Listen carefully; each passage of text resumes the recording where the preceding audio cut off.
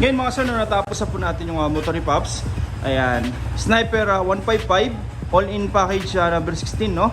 Which is underglow lights, mula rito sa harap, engine hanggang sa likod. Tapos yung ating MDL, PIA horn, combo lights, horn passing, horn switching. Tapos additional tayo ng dual contact signal light, no? Ito, kumapasin sa magkabilang gilid pong signal light, no? Naka park light na po siya. Okay, sir, pa-off ako na itong MDL mo. Passing light, sa passing light mga sir, kung mapapansin nyo, no? Hindi lang po mini driving yung umiilaw, sumasabay po dito yung headlight. Yan po yung difference ang gawa natin sa iba, no? Usually pagka nag-passing, pag sa iba po, MDL lang po, no? Pero dito sumasabay po yung headlight. Ang maganda pa rito, sinasabay po sila, pwede pa rin tayo mag-hilo ng headlight lang, pwede rin tayo mag-hilo ng MDL lang, separately. Pero pag nag-passing, automatic, sabay po yan. Yan po yung combo lights natin mga sir.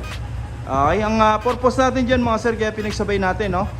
Para pag naka-high tayo ng MDL, usually mawawalan po tayo ng passing, no? Pero dito, meron pa rin pong headlight na magpa-passing. For example, headlight naman yung naka-high, meron naman tayong MDL na papalit for passing. Yan po yung combo lights natin. Pag naka-on naman lahat, automatic, may passing pa rin po yan. Hindi tayo mawalan ng passing. Naka-off man, may passing. Naka-on man, may passing. Okay, yan po yung combo lights mga sir. Sir, pa stock horn naman. Sa stock horn, kung mapapansin nyo, wala pong umilaw, no? Para in case na magparehistro tayo, wala po tayong magiging violation. Wala rin pong rapid yan mga sir, no? Para safety po tayo sa rehistro. Okay, sir, pa-activate naman ng loud horn. Sa loud horn, doon na po ilaw yung MDL plus headlight. Sa okay, ang maganda pa rito, may option po tayo, pwedeng loud horn lang, pwede ring rapid horn, no? Long press lang po natin yung horn switch, yung busina natin, magsusunod-sunod na po yan. Okay, sir, pa ng MDL, pahay ng headlight, check natin kung may horn passing pa rin, no? Meron pa rin po yan. Rapid horn. Okay, check natin yung mga switch, no? Ayan. Sa underglow mga sir, may patayan po yan, no? In case na hindi gagamitin, pwede nating patayin para hindi po laging nakabukas, no? Okay, on natin. Ayan. Tapos passing light, ito po yung ginawa nating additional switch para sa combo lights. Hindi po tayo nagtatap ng MDL dito mga sir, sa mismong high and low ng headlight, no? Yung iba po kasi dito tinatap sa passing ng headlight. Ang problema po dyan, pag nag-high ng headlight, sumasabay po yung mini driving, which is bawal po sa LTO, no? So tayo, nag-additional tayo ng switch para sa combo lights. Headlight plus MDL. Ayan, no? Para in case mag-high low tayo ng MDL, MDL lang. Mag-high low tayo ng headlight, headlight lang. Okay? Ito po yung stock headlight, ito po yung mini driving. Ayan, no? Okay, kung mapapansin nyo, napakaliwanag pa sa area natin. Pero yung MDL, litaw na po.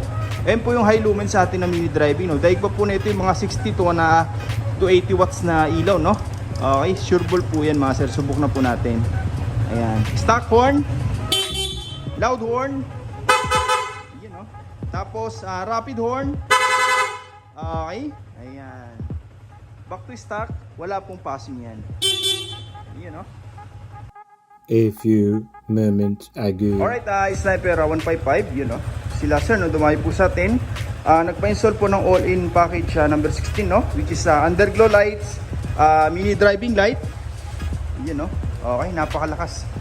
Busina, combo lights, rapid horn, horn switching, stock to loud. Ayan. Okay, check natin yung mga wirings, no? Naglagay po tayo dito ng domino switch para sa high and low ng MDL. Ayan po, no? Passing switch para sa combo lights. Yung ating horn switching, stock to loud, ito po yan, no? Stock horn, loud horn, napakalakas, rapid horn, ayan, no? Passing light, ayan. Lahat po ng nabanggit natin na switch mga sir, dumaan lang po sa isang harness, ito po yan. Okay, dito mga sir, ginagaya po natin yung manufacturer ng mga motor, no? Na ginagawa nilang harness ang wirings para mas matibay, mas tatagal po, no? Okay, lahat po yan naka-harness, pababa po, umikot yung chassis, tapos papunta na po yan dito sa ating PIA horn. Okay, sa PIA horn mga sir, original din po ito. Katulad po na itong ating domino switch, no? Original din po yan. Hindi tayo naglalagay ng mga replica o yung mga fake po, no? Ayan. Naka-harness din po yan mga sir, okay, para mas malinis tingnan. Tapos lahat po na nga nabanggit natin na wirings, dumaan po yan dito sa ating power module. Okay? Siya po yung distributor ng power no, mula sa battery, papuntang trigger natin sa mga switch, and then papunta ng output sa MDL, busina, combo lights, horn passing, horn switching, rapid horn. Dito na po lahat yan dumiretso. Denso po yan, ano, made in Japan, kaya matibay talaga. Marami na tayong customer na ito pong gamit mga sir. 5 years ago hanggang ngayon, all goods pa rin, no? Ang kagandahan pa rito, since na wiring as na po natin yan mga sir, magpalit man sila Pops ng MDL, ng busina in the future, hindi na po tayo mag-wirings. Kumbaga ito, fix na po yan dyan. Wala na pong babaguhin. Same features, may combo lights, may rapid horn. Plug and play na lang po yung mga parts. Just in case lang po no, na dumating yung time na masira itong mga ilaw na kinabit natin, busina, plug and play na lang po lahat. Okay? Ayan. Lahat po ng ginamit natin na wirings yan mga sir, pang automotive po, no? Pure copper, hindi po tayo naglalagay ng mga aluminum wire na nagpupulbos over time, no? Lahat po yan, tanso talaga. Okay? Hindi po yung kulay tanso lang, no? Tapos pag kinayas, namumuti. Aluminum wire po yun mga sir. Gagana ngayon, after mga ilang buwan, ayun, maglulus contact na. Okay? Ayan. Lahat po yan, binabalot natin para pang all-weather. Ito po yung galing sa Yamaha. Ito po yung gawa natin na bago. Wala po tayong makikita mga excess, mga naka-expose na wirings, no? Malinis po yan. Ayan, para in case magpapa-PMS tayo, hindi po ma-hassle yung mga gagawa nito, no? Kasi may mga wiring na sa gabal na pag natamaan, pwede pong masugatan, no? Dito, lahat po yan naka-harness.